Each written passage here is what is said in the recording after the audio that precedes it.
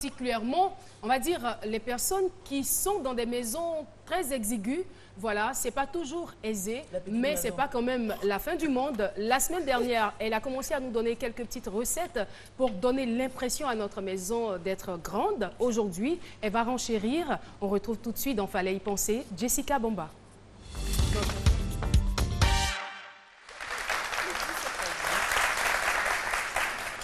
Alors Caroline, la semaine dernière, on disait qu'avec la flambée de l'immobilier, les maisons sont de plus en plus petites. Donc on ne va plus s'inquiéter pour tout ce qui est aménagement et décoration.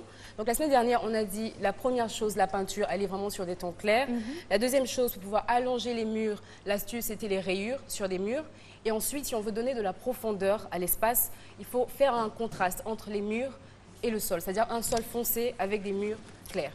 Alors là maintenant, dès qu'on a fini de faire tous ces gros travaux-là, il faut penser maintenant à aménager, c'est-à-dire comment trouver des meubles et des accessoires qui vont pouvoir remplir la maison sans pour autant obstruer l'espace. Donc la première chose, un miroir. Donc je sais que toutes les femmes vont adorer, parce qu'on adore les miroirs. Les miroirs, donc en plus de vous aider à vous mirer, ça va vraiment donner l'impression que la pièce est beaucoup plus grande, élargir.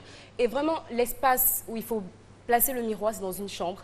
Quand vous mettez le miroir juste au-dessus d'un lit, ça donne beaucoup plus de profondeur. Vous avez vraiment l'impression que la pièce est grande parce que dès que vous rentrez, vous avez le reflet de l'autre mur directement. Donc vous avez l'impression que c'est un petit peu... Savoir, le miroir, c'est pour quoi? C'est pour mirer la maison, mais c'est pour se mirer soi-même. Parce que si le miroir est derrière, on va dire que ça a une double fonction. Une double fonction. Donc la première chose, c'est pour qu'on puisse se regarder de temps en temps avant de sortir. Et la deuxième chose, là sur le mur, c'est que...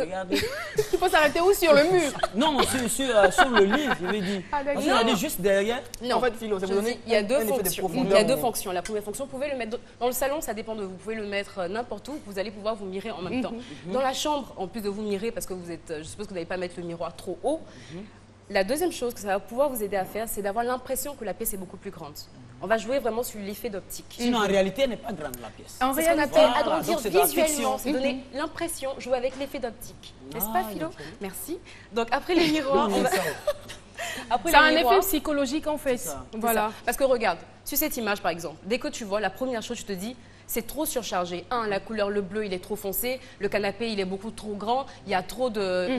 Voilà, il y a beaucoup trop d'accessoires. Alors que sur l'image qui est juste au-dessus, vous allez voir, c'est l'image, c'est de la peinture qui est tout à fait... Voilà, c'est resté neutre, c'est du blanc. Le canapé est blanc aussi, donc ça se fond en fait. Voilà, il y a une cohésion entre les couleurs et dès que tu le vois, tu es beaucoup plus à l'aise. Tout à fait. Voilà. Donc au niveau des meubles, on va privilégier des meubles qui sont bas. Donc tout ce qui est console, des petits meubles pour déposer des pots de fleurs, on va éviter les bibliothèques, vraiment ça. Les armoires. Voilà, c'était avant, aujourd'hui. Mais les bibliothèques, merci papa. Merci papa.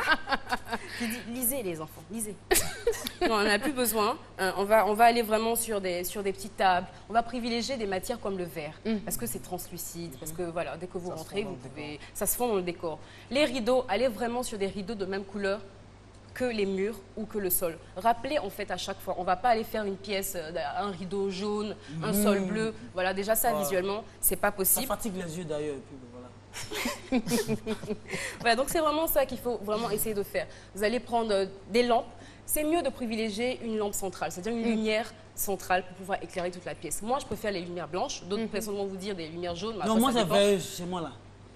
Là, mais ça n'éclaire pas, je veux dire. Ça n'éclaire pas beaucoup. C'est un objectif bien précis, ça n'empêche pas d'avoir... On ne voit pas trop les murs percés. Mais quand tu veux écrire, quand tu veux préparer tes blagues bizarres que tu viens nous raconter ici, là, comment tu fais? Non, je prends la torche de mon téléphone comme puis j'aime pas trop la lumière.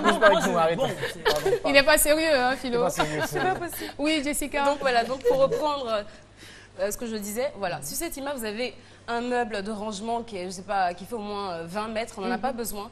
Un tout petit meuble adapté à votre espace, parce que ce qu'on veut, c'est pouvoir bouffer sur l'espace, pas complètement obstruer l'espace. Donc on va prendre vraiment des canapés adaptés. Si vous avez l'endroit de votre canapé est un canapé donc, vous allez donc choisir un canapé donc. Vous n'allez pas prendre deux meubles, deux gros fauteuils. Donc voilà, on va privilégier donc la simplicité, parce qu'il vaut mieux une simplicité élégante qu'un luxe étriqué. À tes souhaits. Quelle coïncidence! Il vaut mieux une simplicité élégante qu'un luxe automatiquement.